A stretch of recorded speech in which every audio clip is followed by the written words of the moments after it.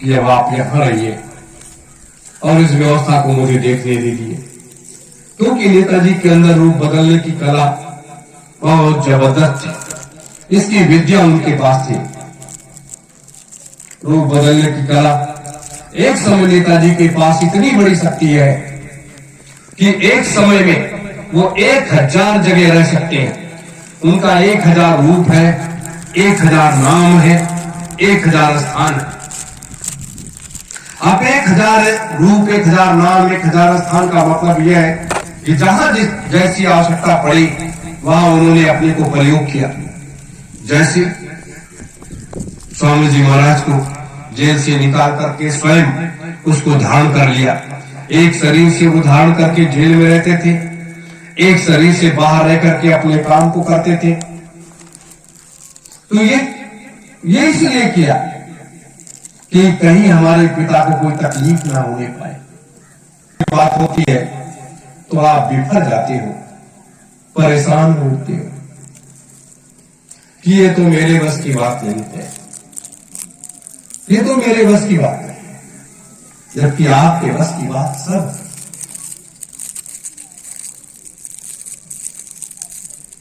आप कोई चीज संकल्प करके चलोगे तो वो कामयाबी की तरफ लेकर के जाएगा। अगर संकल्प नहीं करोगे तो कामयाबी की तरफ कैसे ले जाएगा, कैसे आप आगे बढ़ोगे। इसलिए हमें आप सबको अपने पूर्वजों से भी सीखना चाहिए और अपने गुरु से भी सीखना चाहिए। भगत सिंह, सुखदेव, राजगुरु जी समय जेल में बंद किए गए। जेल में कितनी कठोर कठोर यातनाएं दी गई। हर संभव को तोड़ने का प्रयास किया गया कि अंग्रेजों की वफादारी करने लगे, लेकिन उन लोगों ने टस से मस नहीं हुए। कहा कि भारत माता के लिए मैं समझौते नहीं कर सकता, किसी भी हालात में समझौते नहीं कर सकता। इसका परिणाम क्या होगा ये भी हम लोग जानते हैं, लेकिन तब भी वो टस से मस नहीं हुए। मेरे धर्म प्रेमी गुरु भाई बहनों, जब ये इस तरीके से रास्ते तैयार होते हैं तो मार्ग अवरुद्ध नहीं होता है।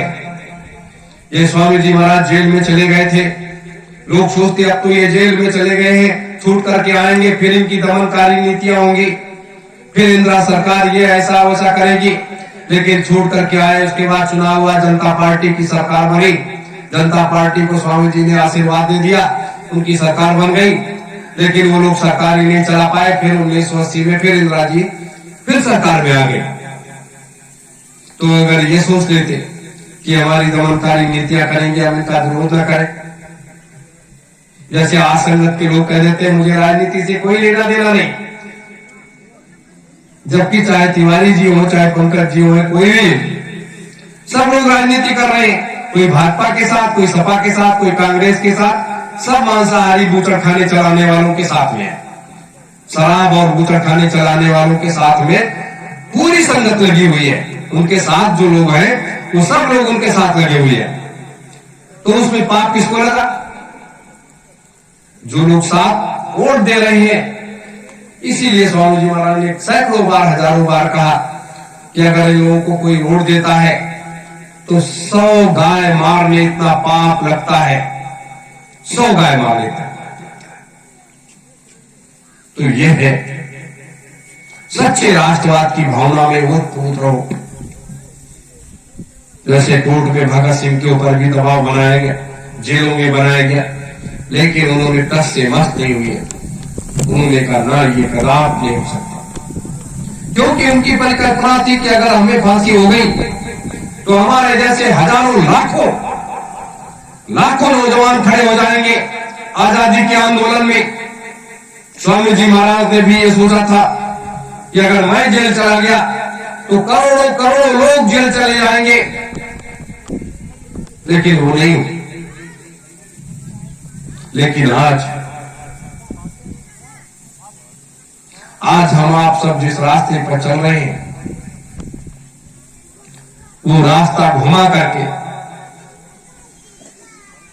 आपको एक परिवर्तन के परिक्षेत्र में लेकर के आता है। ये क्या कम है? एक बहुत बड़ी चीज है। आज इस मुक्ति दिवस के अवसर पर, शहीदी दिवस के अवसर पर हम आप सब यहां से संकल्प लेकर के जाएंगे कि हम लोग जब तक सतयुग इस धरातल पर नहीं आ जाता है, जब तक हमारे गुरुदेव का आगमन नहीं हो जाता है, तब तक हम तन मन धन से संघर्ष करते रहेंगे और आगे बढ़ते रहेंगे। चाहे जितनी मुसीबतें आए, चाहे जितनी परेशानियां आए, चाहे जितनी तकलीफें आए, उसकी कोई परवाह नहीं है। ये आपको मन में अपने संकल्प लेना होगा, और जब आप ये संकल्प कर लोगे तब आप सच्चे राष्ट्रभक्त कहलाओगे। वैसे तो आध्यात्मिक राष्ट्रवाद में आप लोग पारंगत हो। अगर आस्था न होती अपने गुरु के पर, नेताजी के पर, संत सम्राट जी के पर, तो आप लोग यहां क्यों आते और क्यों इस धूप पे बैठते, क्या करते? मेरे गुरु भाई बहनों, मेरे बच्चे और बच्चियों, मैं बताऊं, एक एक घर से आप लोग एक एक सुभाष सैनिक दे दीजिए। पूरे हिंदुस्तान में हम लोग दक्षिणा करेंगे। प्रदक्षिणा का मतलब परिक्रमा। पूरे देश में घूम घूम करके करेंगे, लोगों को जागरूक करेंगे, जगाएंगे और सुभाष सैनिक बनने की प्रेरणा देंगे। इसीलिए अपने उसमें देखो आप लोग, एक आजाद हिंद रेजिमेंट, किसान रेजिमेंट, महारानी लक्ष्मीबाई रेजिमेंट, कल आपको जो पर्चे लगे मिले होंगे, ये तीनों रेजिमेंट तैयार किया जाएगा। अब तीनों में लगभग 30 लाख लोग लगेंगे, 30 लाख लोग लगेंगे। लेकिन प्रथम वरीयता आपने लोग 1000 को दे रहे हैं। उसमें जैसे भी समय मिले आप लोग जरूर इसमें हिस्सेदारी लीजिए और जरूर भाग लीजिए। जब आप भाग लोगे तब आपको और बहुत सी चीजें समझ में आएंगी। और जो लोग भोजन प्रसादी ग्रहण करने के बाद चले जाएंगे, जो लोग यहां रहेंगे, वो शाम को विचार गोष्ठी के तहत इसी मंच के सामने एक और आध्यात्मिक कार्यक्रम होगा, राजनीतिक परिचर्चा होगी। इसलिए होगी, खजाने में जो कुछ है थोड़ा बहुत आपको चलते चलाते वो जरूर मिलना चाहिए। इसलिए मिलना चाहिए कि आप उसको सजो करके रखोगे, और जब उसे सजो करके रखोगे तो जहां उसकी आवश्यकता पड़ेगी वहां आप उसका प्रयोग करोगे। क्योंकि प्रयोग अब तो आपको करना है। ये नहीं कि हमें बुखार हो गया तो हम डॉक्टर के पास भागे। अब उस बुखार को स्वयं आपको ठीक करना पड़ेगा, अपने काम को करना पड़ेगा।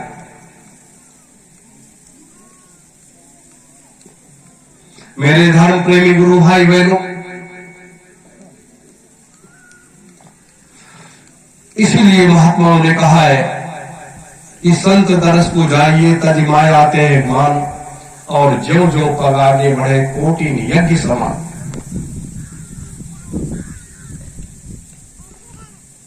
क्योंकि ये मृतलोक है और मृतलोक में सतलोक की बात करना बहुत कठिन है। लेकिन मृतलोक में जब सतलोक की व्यवस्था स्थापित कर दी जाए, सतलोक से ही तो जीवात्माएं इस मृतलोक में आई हैं, कहीं अलग से तो आई नहीं है। तो जब वहीं से आई हैं तो इनको सतलोकी क्यों न बना दिया जाए।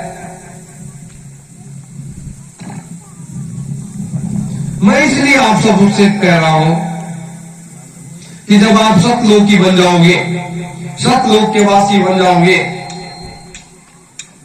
तो आपके अंदर वो जोश और जज्बा आ जाएगा। जिस जोश और जज्बे को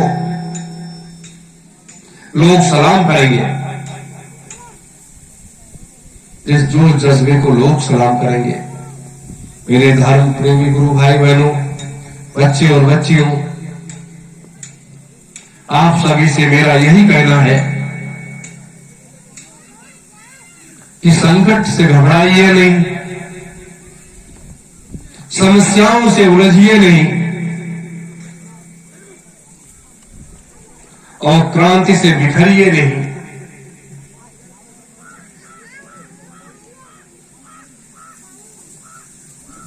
ये शब्द मैंने क्यों कहा? क्योंकि इसमें भी बैठे हुए लोग, बहुत से ऐसे लोग हैं जो थोड़ी सी मुसीबत परेशानी आई, वो अपने बगल का रास्ता तय कर लेंगे कि मुझे अब निकल जाना चाहिए। जीवन और जीव,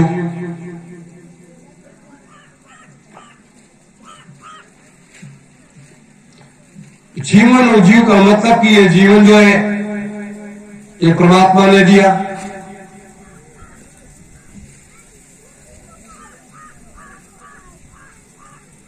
तो जब परमात्मा ने हमें ये जीवन और जीव दिया है तो अच्छा काम करने के लिए दिया है। जैसे स्वामी जी महाराज ने 60 वर्षों तक जो काम किया वो अच्छा काम किया, मानव समाज के कल्याण के लिए उन्होंने काम किया और धर्म की रक्षा के लिए काम किया।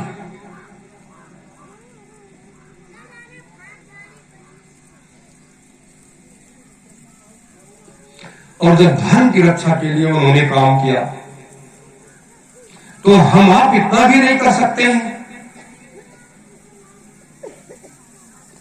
हम आप इतना भी नहीं कर सकते।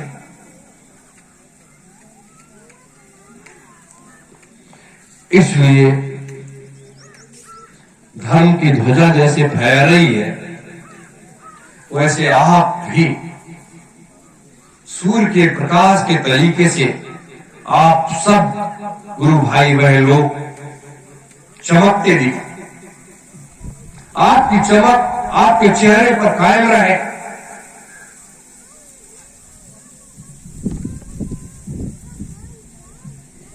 और जब आपकी चमक कायम रहेगी तो ये संसार आपको गले लगा लेगा। हमारे बड़े बुजुर्ग माताएं, कितनी आस्था है, कितना विश्वास है जिसको वो लेकर के कर, उनके सच्चे मन में आस्था ही उनकी सबसे बड़ी ताकत है। मैं इसलिए आपको बता रहा हूं कि जितना भी कच्चापन हो वो सारी चीजें आप अपने अंदर दिलो दिमाग से निकाल दीजिए।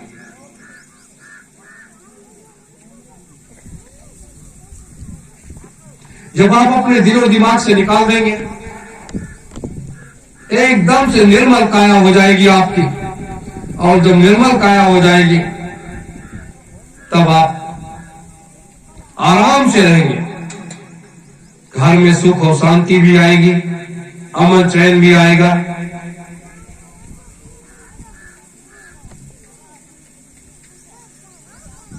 ये बातें मैं आज के दिन इसलिए रखा कि आज जरूरत इन्हीं बातों की है। 23 मार्च के बारे में जितना भी उखेड़ा जाए, जितना भी उसकी व्याख्या किया जाए उतना ही कम है, और जितना ही स्वामी जी महाराज की प्रशंसा किया जाए उतना ही कम है। क्योंकि गुरु की प्रशंसा एक छोटा सा दीपक दिखाने जैसा होता है, गुरु तो अनंत में होता है। लेकिन इतना ध्यान रखो कि आज की तिथि को देखते हुए अपने देश के राजनेताओं से, वो किसी भी पार्टी के कहीं क्यों, सतर्क और सावधान रहिए। सतर्क सावधान का मतलब इसलिए रहो कि आगे चल करके बड़ी बड़ी मुसीबतें परेशानियां आ रही हैं, दुख तकलीफें आ रही हैं। तो कहीं बच्चा बीमार हो गया, कहीं आप बीमार हो गए, कहीं परिवार में कोई बीमार हो गया, कहीं कोई बीमार हो गया, कहीं कोई बीमार हो गया। तो इन बीमारियों से निजात पाना है तो सतयुग तीर्थ की पावन धरा की जमीन पर लौटना भी है और यहाँ की भभूति बड़े पैमाने पर काम करेगी। जैसे अपने लोग जब धर्म ध्वजा बदलते हैं तो जो अक्षत फेंकने की परंपरा है उसका भी निर्वहन करते हैं। इस अक्षत में जानते हो क्या होता है? इसमें आध्यात्मिक शक्ति छुपी होती है।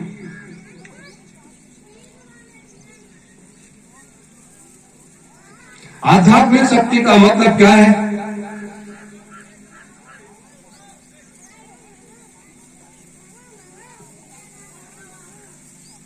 मतलब यह है कि आपका खजाना तो खाली है, आपके पास तो है नहीं कुछ, और इसी बहाने सतयुग तीर्थ की इस पावन धरा पर जहां पर धर्म ध्वजा लगी है, ये तो एक विशाल नदी कुंड था, मैंने बताया ही, यहां ज्योति का प्रकाश निकलता था। अब उसकी प्रदक्षिणा करके हमने दीदी मामे ने आप सबों के ऊपर अक्षत डाला, क्योंकि आपको भी सुरक्षित किया, और इस अक्षत को ले जाकर के आप अपने घर में जहां पूजा घर होगा, सफेद कपड़े में या लाल कपड़े में या पीले कपड़े में बांध करके इसको ऐसे रख दीजिए। और इसको जब रख दोगे आप तो आपके घर में किसी प्रकार की कोई दुख तकलीफ होगी, कोई लाख प्रेत बाधा होगी, वो भी दूर होगी। ग्रहों का प्रकोप अगर गड़बड़ होगा तो खींच करके शुद्ध कर देगा, क्योंकि 88,000 ऋषियों की उस पवित्र ज्योति से निकला हुआ यह प्रसाद है।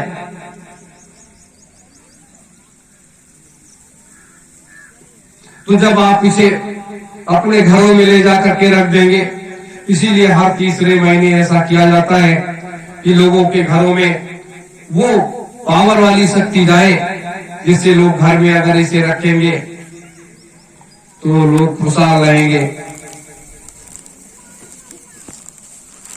और जब आप खुशहाल रहोगे तो संगत और संगठन खुशहाल रहेगा।